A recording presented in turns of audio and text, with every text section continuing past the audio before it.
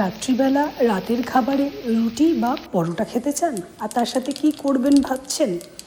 খুব সহজ পদ্ধতিতে দুটো ভাজা করে দেখাবো। প্রথমত আলু বরবটির একটা ভাজা।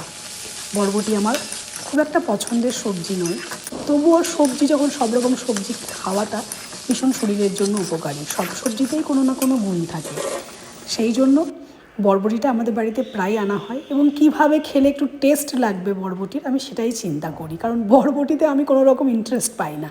তো যাই হোক, আমি বরবটিটা রান্না করে নিয়েছিলাম। আলু বরবটি প্রথমে একটুখানি সর্টে করে নিয়ে তার মধ্যে পেঁয়াজ দিয়ে দিয়েছিলাম, টমেটো, এবং তারপরে একটু ম্যাগি মশলা দিয়ে দিয়েছিলাম। খেতে কিন্তু হেভি হয়েছিল।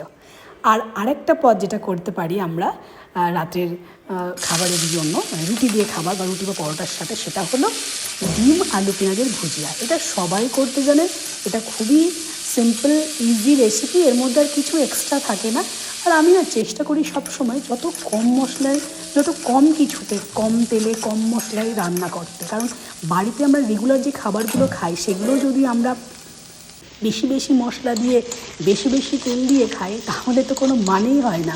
স্বাস্থ্যের দিকে একটু নজর রেখে আমার মনে হয় সব সময়ই উচিত যে আমাদের খাবারগুলোকে কম তেলে কম মশলায় রান্না করা।